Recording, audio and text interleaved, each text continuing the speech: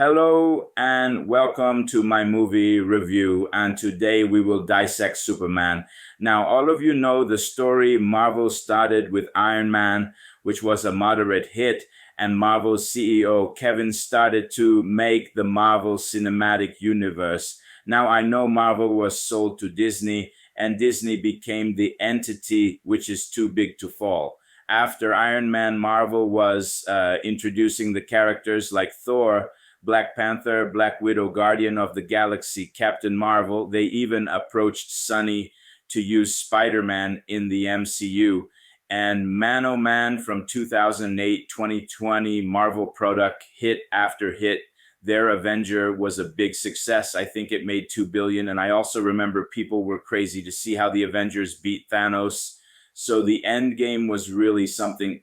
I think I watched Endgame in the theater from local Simplex to IMAX theater and enjoyed every second of it. On the other hand, do you see comics who are not performing like the Marvel comics?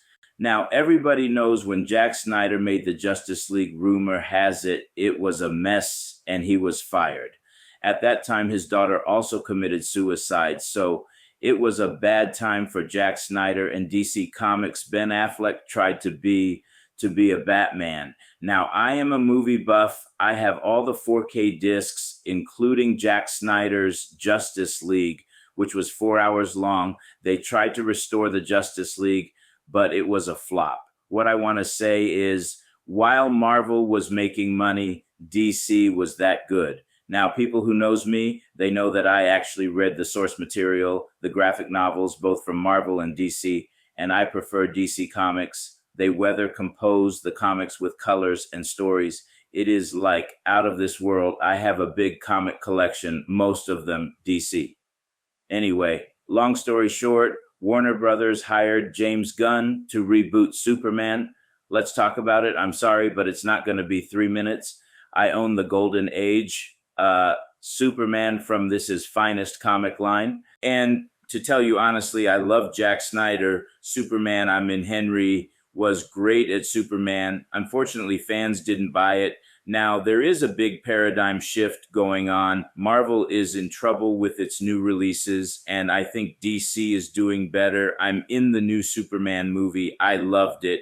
Let's get one thing out of the way. I'm not a Superman fan, never have been. It's hard to root for a nigh invincible alien with the moral compass of a saint.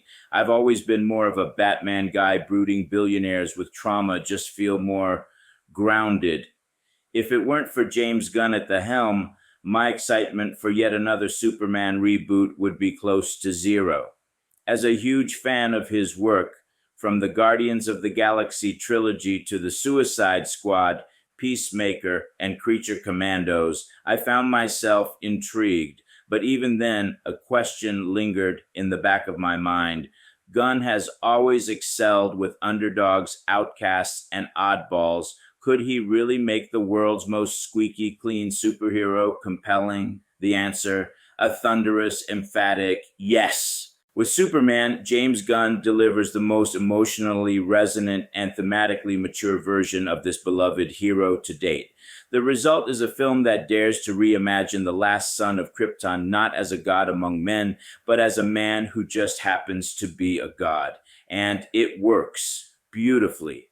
Thanks to a nuanced script and David Corenswet's pitch-perfect performance, Superman is, dare I say, relatable, charming, earnest, even a little naive. Corenswet captures the essential contradiction at the heart of the character, an alien more human than most of us. He's the best portrayal of Clark Kent since Christopher Reeve. Don't get me wrong, Cavill was good and had the look of Superman, but Corenswet has the soul, the farm-raised, kind-hearted boy who just wants to do what is good.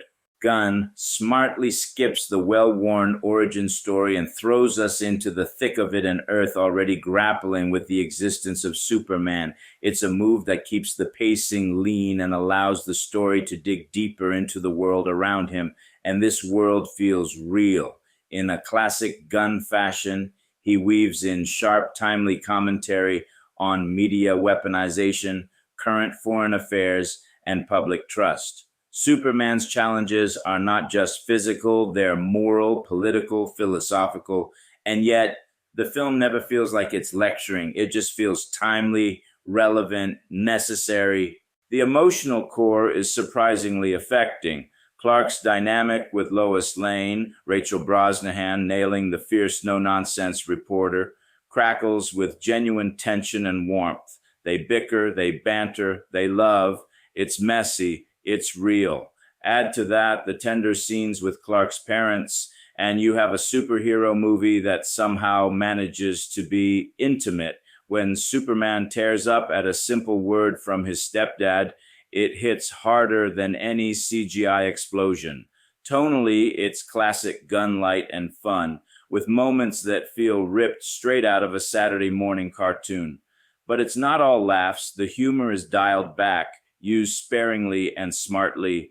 There's surprising darkness here too, moments of genuine menace and even shocking to say the least. As for the supporting cast, Nicholas Holt's Lex Luthor is the best version we've seen on screen, cold, calculating, and utterly despicable. He's not a hammy businessman or a twitchy tech bro. He's evil and chillingly rational about it. You want to punch him in the face repeatedly. That's a win. Rachel Brosnahan's Lois Lane is the definitive version, a relentless truth seeker with zero time for nonsense. Nathan Fillion's Green Lantern is exactly what you'd expect from a James Gunn regular, a lovable asshole with some truly laugh-out-loud moments, creative use of his ring. Isabella Merced's Hawkgirl brings welcome edge, and Eddie Gathegi's Mr. Terrific nearly steals the show with one of the most memorable fight sequences in the film. It's not a perfect film, though. For all its triumphs, I found myself wanting more particularly of the Clark and Lois interactions.